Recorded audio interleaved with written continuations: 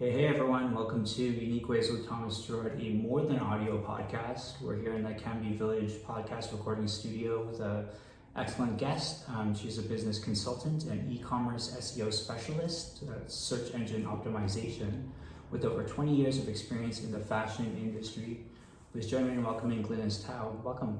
Thank you, Thomas. It's really nice to be here. Yes. Are you ready for 20 questions? I am. Let's do this. Great. Question one, tell me a little bit more about yourself. What do you do?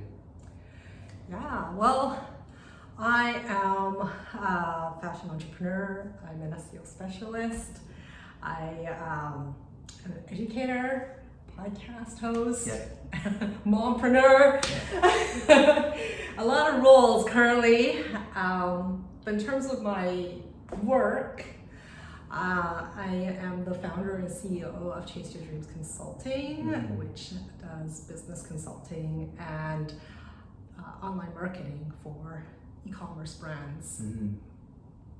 Great, yeah. For the audience, Glynis has obviously been on the audio podcast, just like all the other in-person episodes, but it's super great to have her in the studio, so super excited for this.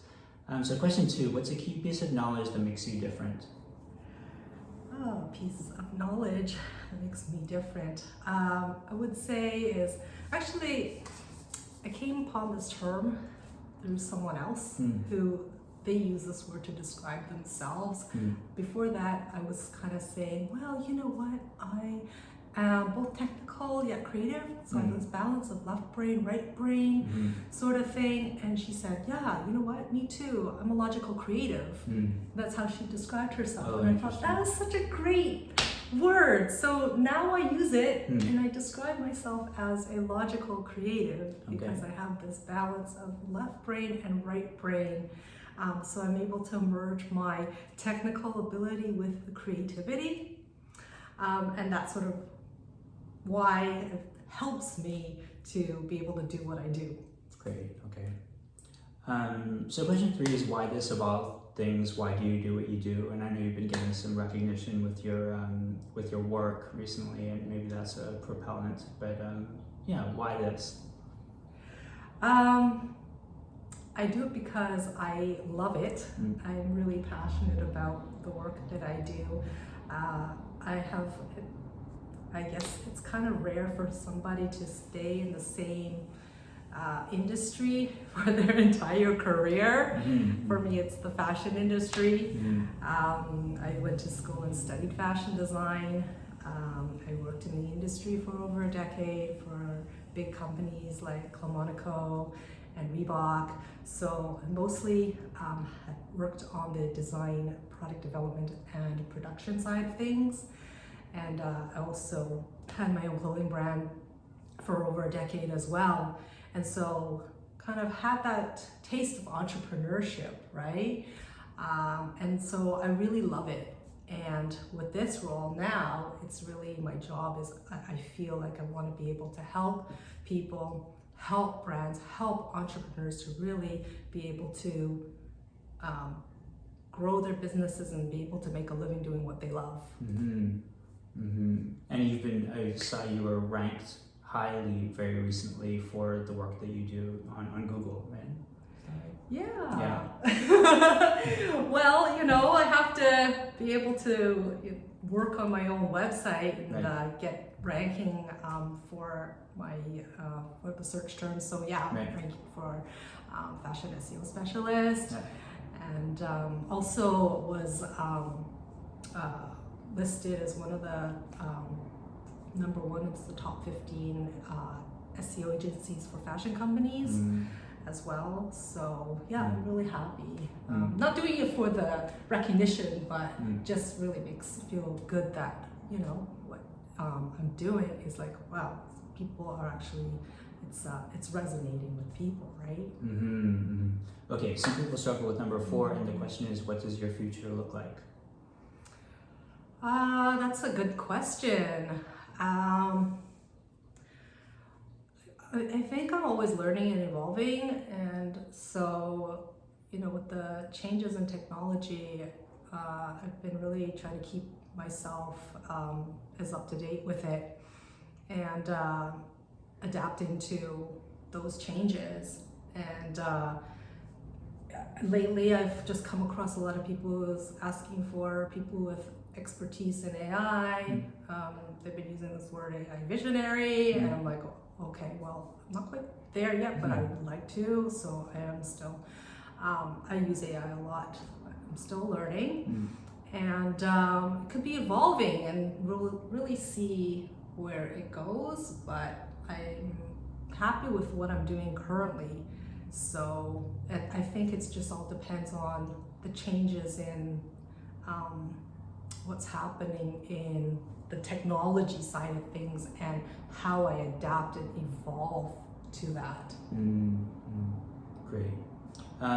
So we're in Vancouver, and that's a geographic thing, but question 5 is, let's talk about location. How does the notion of place play into what you do?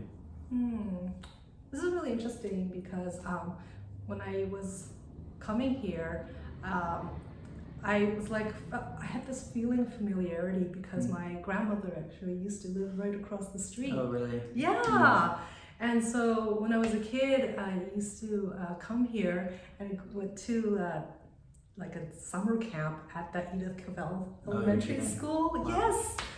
And so I think I just had all these flashbacks and memories of my childhood when I was here just like walking on the street. And so I think for me, place, it's really important. I think the environment in terms of where I live and where I work. I had spent most of my entire 20s, 20s and maybe 30s, living in Toronto on the East Coast, studying and going to school and for work as well. It was great. I mean, it was a great learning experience, and I met a lot of people. However, it just felt like, it just never felt like home to me. And so to me, I mean, I was born and raised in Vancouver, and this is a place where I really feel it's my home, and my family's here too.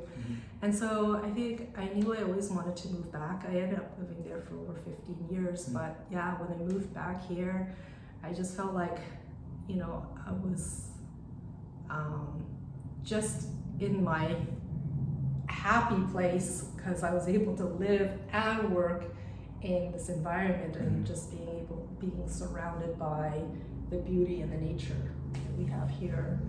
So yeah, I think it really has a lot of impact on my life and my work, and to just feel truly like peaceful, right? To work and not be under stress in an unfamiliar environment, and feel like I'm able to just do my work and perform better. Great. Okay, switching gears here with number 7. What's a day in your life like? A day in my life.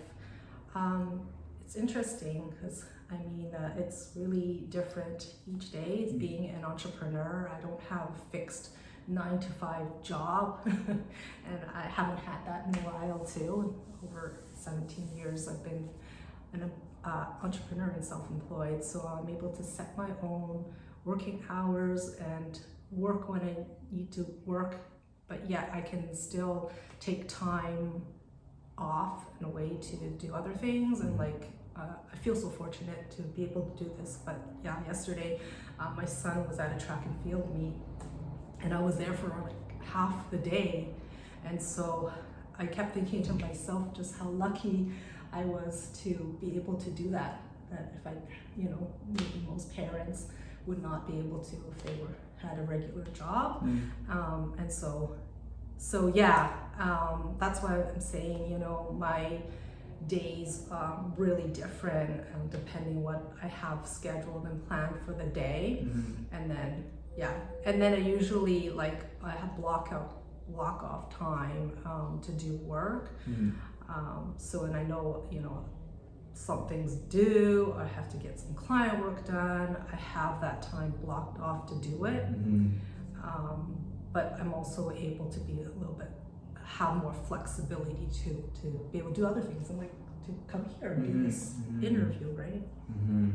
Yeah, we had Jessica Hish on the audio podcast, and her day in the life revolved around walking her kids to school. That was a major thing for her. And then we had Roger Vanderheed on the other side of it, who would say that when he opened the door to the atelier, that was when the day started, and when he closed that door, that the day was done. And it sounds like you're kind of in a combination of that. It is. I think I merged my work life is one, so it's kind of blurred. Yeah. But I'm trying to set better boundaries. Nice. Okay, number 8. Lifelong learning is a popular topic. How do you stay up to date?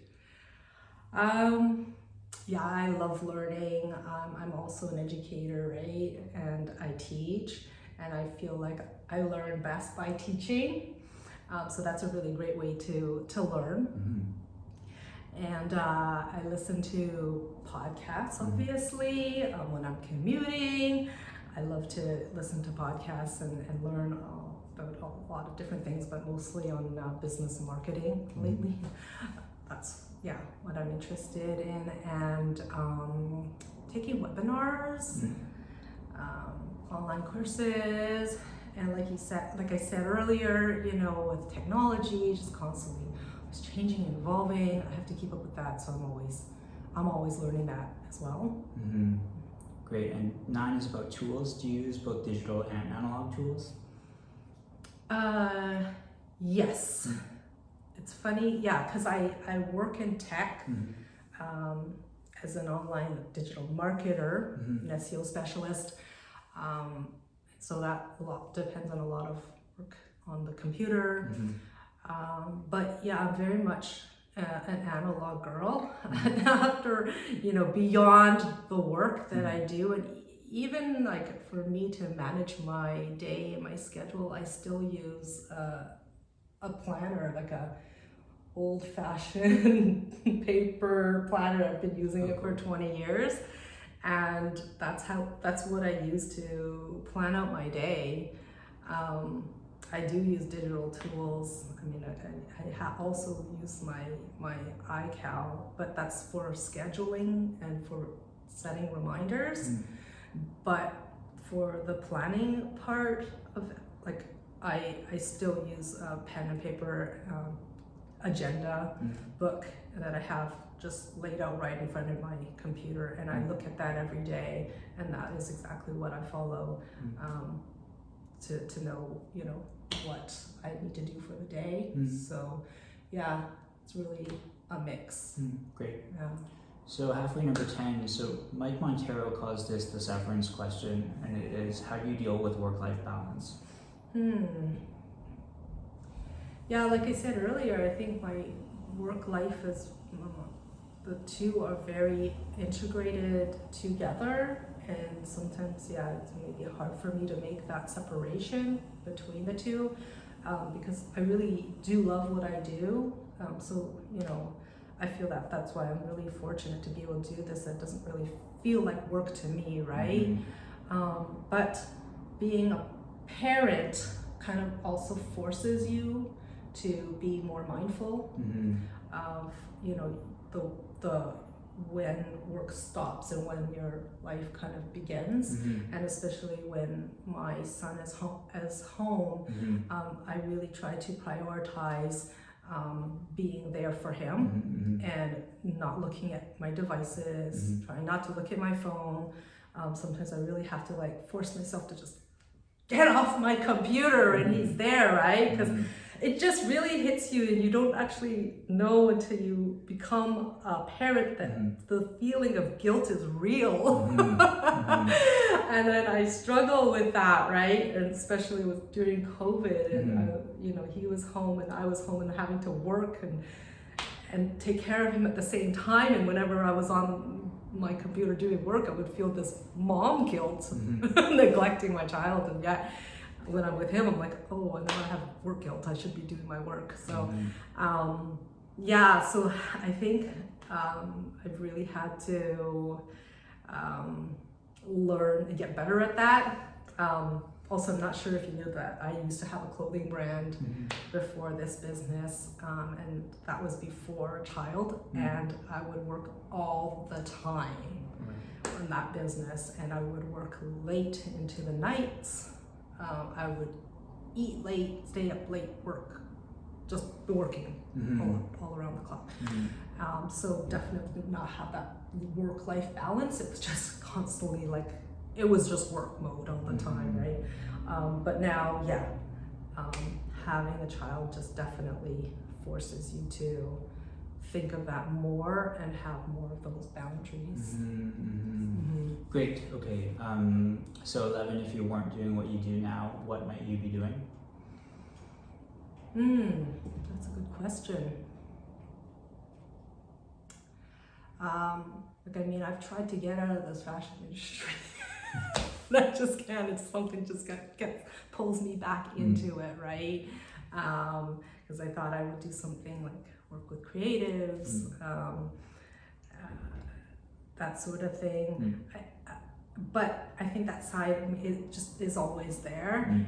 And so that's why I was saying, this doesn't really feel like work to me because I really enjoy it. But if I were to do something different,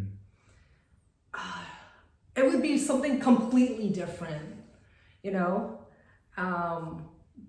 maybe be a tour guide or something, because I love to travel. I love to see the world more. So I feel like I like, talking with people and engaging, and then, something like this. It would be more fun, and maybe it'd be less digital and more analog, and just getting out there and maybe something like that, like a tour guide or. I had one guest say he would want to be a drywaller and put a drywall up there. Interesting. Okay, awesome. So what would you not like to do with your career? What would I not like to do? I think having that mundane, same thing repeated over and over, 9-to-5 job, was sort of been there, done that, and probably would never want to do that again. And working inside a cubicle, and having just these being restricted in terms of like the amount of creativity or freedom that I have when it comes to my work, and not being able to make those decisions. I think it would be really hard for me, and that's sort of the reason why I had left the corporate world. Although I like structure, right? Because I do have I create my own systems and processes for the business in order for it to run properly. But it's just, for me, just being told what to do, have to do something a certain way and not be able to question it is really would not make me happy. Makes sense. Do you have a favorite word, quote, or sentence? Oh, that's a hard one. I don't really have a favorite quote. Do you? Geez, I'm not sure these days. I'm just looking at that one behind us. The past is now useless. Well, this one's more me. It's all happening way faster than we thought. Oh, yeah. That's very true. Maybe we can go with that. We'll go with that. How about a least favorite word, quote, or sentence? Least favorite word or sentence. Okay. Here, let me. Okay. I think I can give you a quote, and this is probably the one that I used on the audio podcast. Okay. And it was a quote by Yoda, right? Jedi Master. Do or do not, there is no try. Right? So a word that, did you say? Word, quote, or sentence. Quote, but what was the word after? Least favorite word. Yes. Quote was is I can't. Right. So I just feel like it's such an excuse of saying things like, well, I have no time, I have, I'm too busy, or, I can't, or, and I feel like it's like you don't even have, you're just using this default sort of excuse perhaps to just say that without having even attempted or to given just try it, right? I know it's like, at least maybe even this case, at least try to do it, but to just automatically say, oh no, I can't do it, and without even attempting or to even try it out, I think is a big disservice to yourself, right? So I think, you know, for me, I always try to find ways to do something, and even if I have never done it before, I would at least find a way to do it. Nice. So yeah, that's what I would say. Great. Okay, so you're choosing one word to describe yourself. What word do you choose? I would say, okay, so this year I had chosen a word of the year, and that was growth. Okay. And so I like to say I have a growth mindset. And so I guess that would be a word to describe myself, is that I'm growth minded. So just always learning and just pushing myself. Great. What keeps you up at night? A lot of things, running thoughts. I'm always like, I'm a thinker, and maybe sometimes I tend to overthink. And so even when my day is done, I sometimes just go over in my head, you know, just with the events of the day, or if there was some like problem that I was not able to solve. Those kind of repeat and play in my head. I think that's they would keep me up at night. Unresolved issues. I hate just having unresolved issues, and I'm like I said, I'm a problem solver, right? I try to find ways to find the solution, and so in my brain, it's like if I can't find a solution, it just doesn't stop. It starts to think, right? And then I start having these weird dreams about the solution or the problem. Like this just happened to me the other day. I had something I was thinking of, and it just kind of like crept into my dream, and that felt so real. And then I ended up waking up thinking, oh my gosh, like, what is this telling me? Like, this must be a bigger problem because it's in my subconscious now, right? So I think I better just find a solution sooner rather than later. Well, that ties into 17. What's a dream you're chasing? Oh, you know, my company's name is Chase Your Dreams. Right, yeah. Right? It's just named after my son, Chase. Right. And my podcast is also named Chase Your Dreams. Right. And so the whole thing is really for me to inspire others to go after their dreams. Because I think if I can do it, anybody can do it. I don't think I have a very extraordinary story that's you know, different from anybody else's. So I think, I really want to inspire others to chase their dreams. And what about you? What inspires you? What inspires me?